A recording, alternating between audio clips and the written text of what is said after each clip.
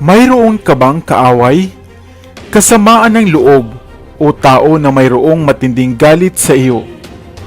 Isang tao na lahat ay handang gawin upang ikaw ay gantihan, ipahiya o iparamdam din sa iyo ang kanyang nararanasang inis o galit. At kapag minsan pa nga ay araw-araw kaniyang guguluhin at ipapahiya sa social media man o sa personal. Hello, what's up? Your best here. Halika at sa videong ito ay magbabahagi tayo ng isang pamamaraan o ritual upang ang ganitong suliranin o mga taong mayroong galit sa iyo o inis sa iyo ay iyon ang maiwasan. Isang ritual na kayang-kaya mong gawin at hindi mo kinakailangan pa ng mga maraming dasal o patungkol upang ito ay mapagana.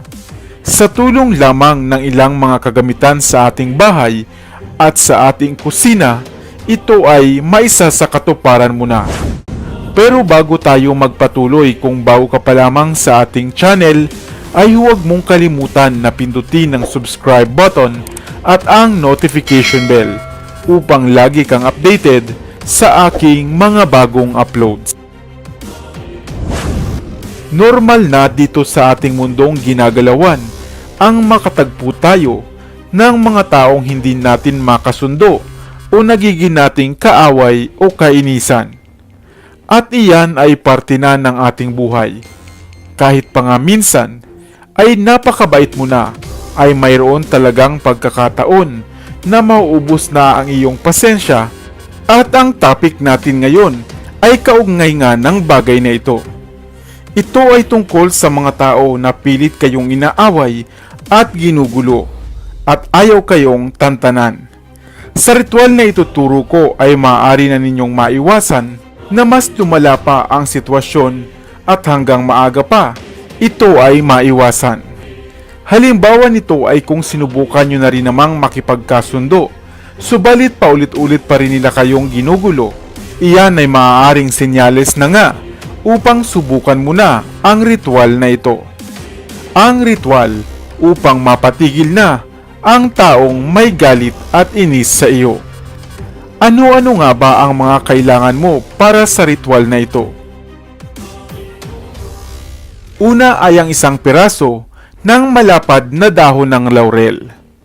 Ito ay dahil ang dahon ng laurel ay hindi lamang isang pampaswerte, kundi ito rin ay epektibo sa mga ritual at mga pamamaraang katulad nito. Pangalawa ay ang itim na ballpen o pentel pen o anumang panulat na mayroong itim na tinta. Pangatlo ay ang 7 piraso ng pako. Ito ay maaaring bago o luma o mayroong kalawang man. Basta ang mahalaga, ito ay nararapat na siguraduhing tuwid at hindi pa nagagamit. Pang-apat ay ang isang hibla ng itim rin na sinulid o anumang panali, gaya ng ribbon o tali, basta ito ay marapat na kulay itim. Panglima ay ang isang maliit na bote o plastik ng bote na malinis at walang amoy. Maaari kayong gumamit ng bakanting bote ng mga mineral water o katulad nito.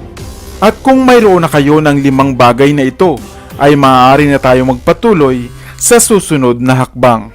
Isulat sa ibabaw na bahagi ng dahon ng laurel ang ngalan o pangalan ng iyong kaaway o kinaiinisan o ng taong mayroong galit sa inyo.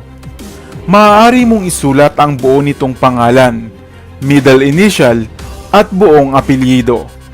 Kung sakali na alam mo rin ang araw ng kaniyang kapanganakan, ay isulat mo rin ito gamit ang itim na ballpen. Kung magkataon na marami kang kaaway, ay maaari mong isulat lahat ito sa dahon ng laurel. Matapos ito ay kunin ang 7 piraso ng pako at balutin ito gamit ang dahon ng laurel na mayroong mga pangalan. Siguraduhing mahigpit ang pagkakabalot dito upang hindi ito mabuwag. At gamit ang itim na sinulid ay itali ito at ibuhol upang siguraduhin ang pagkakabalot ng laurel sa mga pako. Kasunod nito ay hawakan ng inyong 2 kamay ang binalot na pako at ibulong dito ang iyong mga hiling upang hindi na kayo gambalain pa o guluhin ng taong mayroong galit sa iyo. Banggitin mo rin ang kaniyang pangalan kung kinakailangan. Matapos ito ay ilagay sa plastik na lagayan ang binalot ninyong pako at lagyan ng 3 bahagi ng tubig o 3/4 ang dami nito. At saka ilagay ito sa ref. Hayaan lamang ito doon at maaari mo lamang itong alisin kung mapuna mo na at mapansin na ito ay gumagana na, at saka tuluyan na itong ibaon sa lupa. Kung wala naman kayong ref ay maaari mo na itong ibaon sa lupa ng diretsyo. Sa ganitong pamamaraan ay may babaon mo na rin ang lahat ng puot at galit niya sa iyo. Tandaan na marapat na taimtim at bukal sa puso ang inyong hangarin bago isagawa ang ritual na ito, upang ito ay mas mapagana at mas maging epektibo. At sa huli ay lagi pa rin nating tatandaan na huwag nating kalimutan na sabayan ito ng panalangin at haluan ng pagpapatawad upang mabuhay tayo ng tahimik at mapayapa. Sana ay may bago kang natutunan sa videong ito. Palipad hangin. Ano nga ba ang palipad hangin? Kung sakali na ikaw ay nag-aaral ng mga lihim na karunungan o laking probinsya ka, o kaya naman ay nabiktima o nakaranas ka na nito, marahil ay alam mo ang kakayahan ng palipad hangin. Ang salitang ito ay madalas ngang nabibigyan agad ng maling interpretasyon ng ilan. At iniisip na ito ay isang masamang gawain. At ayon pa sa ilan, ito ay isang gawaing makakaliwa. Kung kaya naman kadalasan ay marami ang naghahanap ng mga pangontra at pangdepensa sa mga palipad hangin. Ang palipad hangin ay hindi isang dasal o hindi isang orasyon. Ito ay isang pamamaraan o proseso na kung saan ang mga salita o orasyon ay pinadadaloy sa hangin o pinapadaan sa hangin. Ito ay karaniwang ginagamit upang matalo o magapi ang kalaban, lalo na sa malapitang distansya, na kung saan ay kayang abutin ng hangin o hininga buhat sa bibig ng nagpakawala nito hanggang sa pinatatamaan niya. Ngunit papaano nga ba ito nagaganap? Ang espiritu ay isang anyo ng hangin, at kung mag-uutos ka raw sa espiritu, ay gumaganap ito bilang hangin. Subalit ang palipad hangin ay hindi lamang epektibo o gumagana sa malapitan, dahil ito man ay mapapagana rin kahit sa malayuan. Maging ito man ay nasa anyo ng kulam o panggagamot, basta wasto lamang ang gamit at pamamaraan nito ay mapapagana o magagawa ang magpalipad hangin.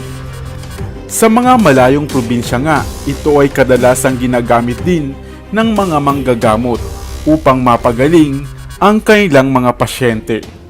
Naaalala ko tuloy ang isang pagkakataon na labis na sumasakit ang aking tiyan dahil sa iniinda kong gallbladder stone.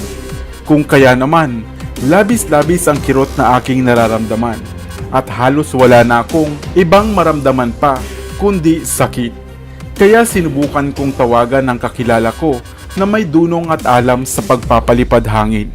At dahil nagamot na niya ako o nahawakan minsan, ay nagpalipad hangin na lamang siya gamit ang telepono o cellphone. At ang tubig na kanyang binulungan ay akin ngang ininom. At pagkatapos noon ay nawala na ang aking nararamdamang grabing sakit at nakatulog na ako ng mahimbing. Subalit kung ikaw naman ay nabiktima o nasa ilalim ng masamang tigalpo o palipad hangin, ay marapat na personal kang magtungo sa mga manggagamot o albularyo, sapagkat ito ay nangangailangan ng personal na gamutan. Kailangang painumin ka ng tubig na mayroong dasal o usal na orasyon upang buksan ng iyong kamalayan sa pamamagitan din minsan ng pag-ihip sa iyong ulo, bilang pambasag na depensa upang mabuksan at masimula na ang gamutan, at upang pumasok ang orasyon na kanyang ibubulong, at saka ulit niya ito sasarhan. Ang palipad hangin ay hindi lamang sa tigalpo, sa kulam at sa panggagamot na gagamit. Habang nagagawa itong maisakatuparan sa tulong ng hangin, ay pwede itong maging palipad-hangin. Ang palipad-hangin rin ay hindi masama dahil ito ay isang uri ng proseso at nasa gumagamit na lamang nito kung ano ang kanyang iuubra. Ang palipad-hangin ay tulad lamang ng isang kutsilyo na nasa sa iyo na lamang kung gagamitin mo ba ito sa panghiwa ng mga gulay sa pagluluto o kung gagamitin mo upang makapanakit ng kapwa. Subalit lagi nating tatandaan na lahat ng ginagawa nating masama dito sa lupa ay babalik rin sa atin anumang oras na hindi mo inakala. Gumawa tayo ng kabutihan sa kapwa upang mabuti rin ang balik sa atin. Sana ay may bago kang natutunan sa videong ito. Dito na sa Best TV, tayo ay matuto. Utak mapuno ng bagong kaalaman. Dito na sa Best TV, tayo ay lumibot. Lihim na mundo ay ating matuklasan. Dito yan sa Best TV. Dito yan sa Best TV. Dito yan sa Best TV. Sapagkat lamang ang laki may alam. Dito yan sa Best Tara TV. bes, sabay-sabay tayo na matuto. Pagkat dito sa mundo lamang ang siyang marunong. Ating utak salina ng panibagong dunong. Mga bagay na sa buhay ay makakatulong.